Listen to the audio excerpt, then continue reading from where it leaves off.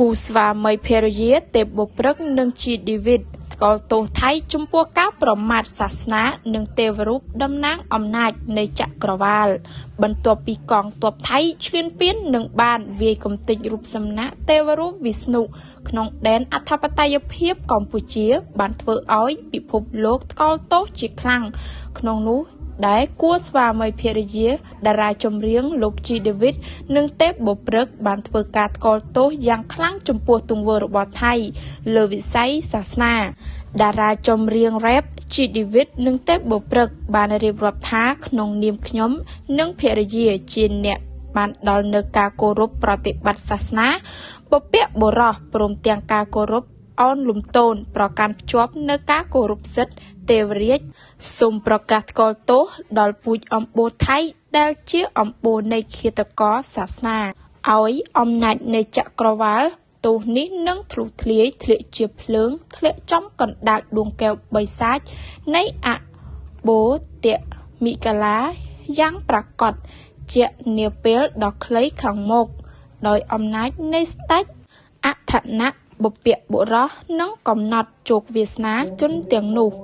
ឲ្យជាប់នៅក្នុងវាលដែលដុតរង្គាល់ដោយភ្លើងសូមឲ្យសំឡេងឧទ្ទិសឋាននៃសាវកទូទាំងទ្វីបដែលបានបង្ហើយសូមដល់ទ្រង់សូមឲ្យមានអានុភាពកំទេចពូជសាសនាដែលបានកំទេចនៅរូបសំណាកដែលបានប្រតិស្ថានទុកជាទីគោរពប្រណិប័តន៍ដ៏ខ្ពង់ខ្ពស់បំផុតមិនត្រឹមតែគូស្វាមីភរិយាលោកជីដេវីតនិងទេពបុព្រឹកប៉ុណ្ណោះទេដែលចេញមុខថ្កោលទោសចំពោះទង្វើអាក្រក់របស់ថៃសូម្បីតែមហាជនទាំងក្នុងនិងក្រៅប្រទេស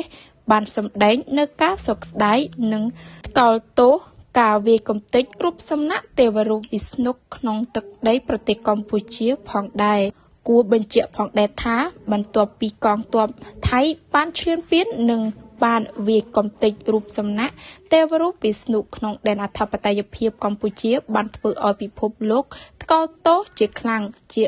ស្ដែងក្រសួងធម្មជាតិនិងសាសនាស្នើដល់សកលនិទូទាំងពិភពលោកនិងសហគមន៍អន្តរជាតិថ្កោលទោសសកម្មភាពអមិឡអន្តសាសនារបស់កងទ័ពឈ្លានពានថៃដែលបានវាយកំទេចរូបសំណាកទេវរូបវិស្ណុក្នុងដែនអធិបតេយ្យភាពកម្ពុជាក្រសួងធម្មការនិងសាសនាចេញញត្តិថ្កោលទោសការវាយកំទេចរូបសំណាកវិស្ណុ